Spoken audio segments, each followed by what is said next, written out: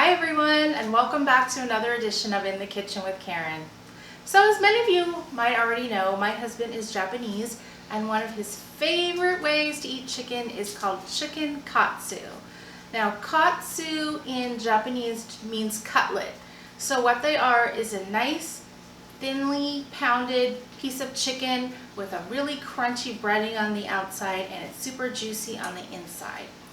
And in addition to that, I'm going to show you how to make the best rice to go with your katsu.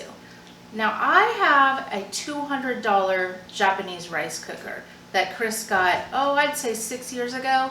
And don't get me wrong, it works really great. But I have found my little Instapot cooks rice even better than that, and it's much quicker. The rice cooker takes about 20 minutes, and this only takes 8 minutes. So it's very good for other things too, besides just rice of course, but if you're looking to make rice, it works hands down the best.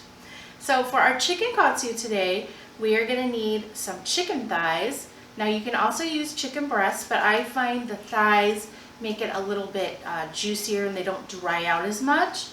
We're going to need some flour, some Japanese Panko breadcrumbs, and some eggs.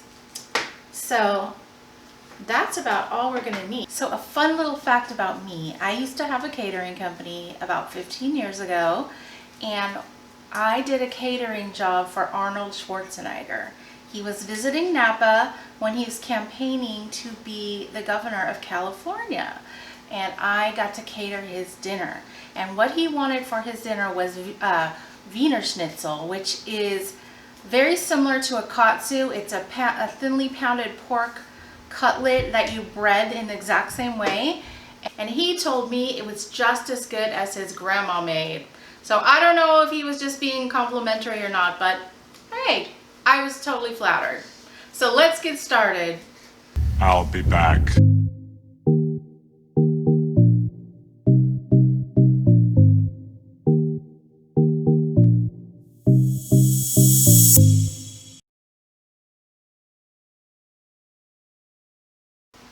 So we're going to start on our rice.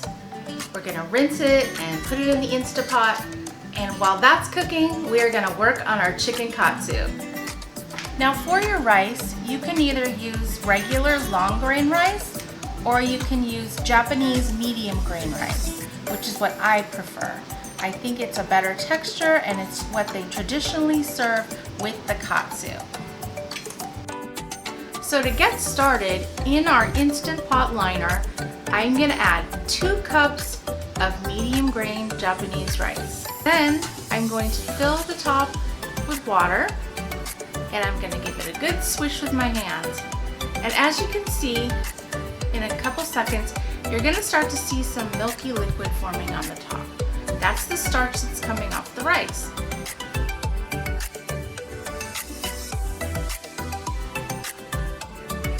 So now that I've drained off that liquid, I'm now going to add 2 cups of cold water. Now I'm going to set my Instant Pot to high pressure for 8 minutes. And make sure your valve is set to seal and not vent. The first thing we want to do is take our chicken thighs or chicken breasts and trim off any excess fat. It's okay to leave a little bit on there, but you don't want a big hunk of it.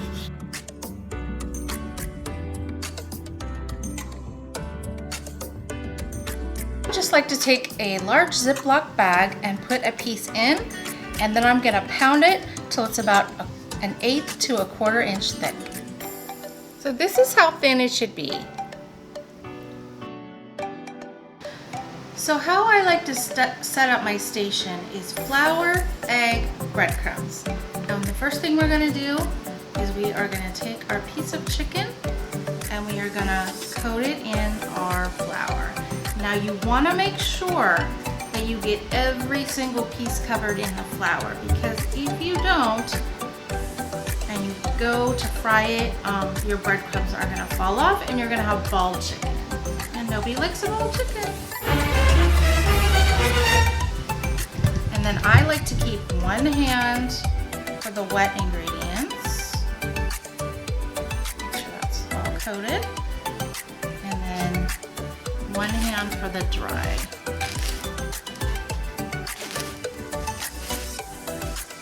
You just kind of want to smash the breadcrumbs in there so they stick really well. And then what I like to do is add a piece of wax paper or a piece of parchment paper in between the pieces of chicken. And that way they're not touching each other and the breading might fall off. In a large Dutch oven or deep-sided skillet, add approximately 2.5 to 3 inches of vegetable oil. And we're gonna let that get to approximately 350 degrees, or you can do my little trick.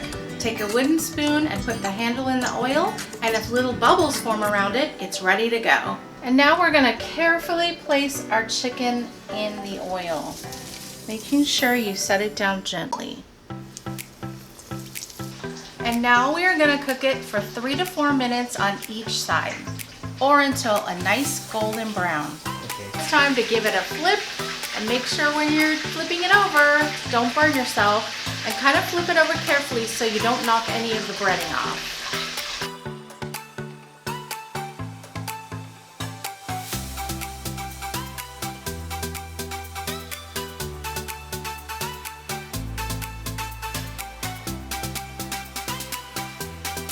Our rice has been cooking for 8 minutes and it came down to natural pressure, so let's open it up and take a look.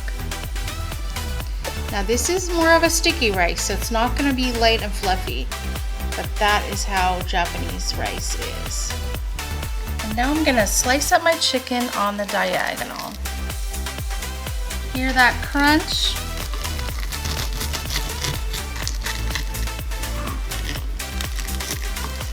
And now we're going to top it with our Katsu sauce, which is basically just ketchup, soy sauce, oyster sauce, and some spices, but I'm just using the already prepared kind. So I hope you guys enjoyed watching me make chicken katsu today. Now I'm gonna give it a try. So I'm gonna take a little bit of my rice, a little piece of chicken with the sauce. Super crunchy. The chicken is nice and tender, juicy. It's very good with the sauce. And the rice is perfect. It's not too mushy, it's not too hard, it's got the perfect texture to it. So again, you guys, if you don't have an Instant Pot, what are you waiting for? You can get them on sale for $59. You will use this thing like 3 or 4 days a week. I know I do.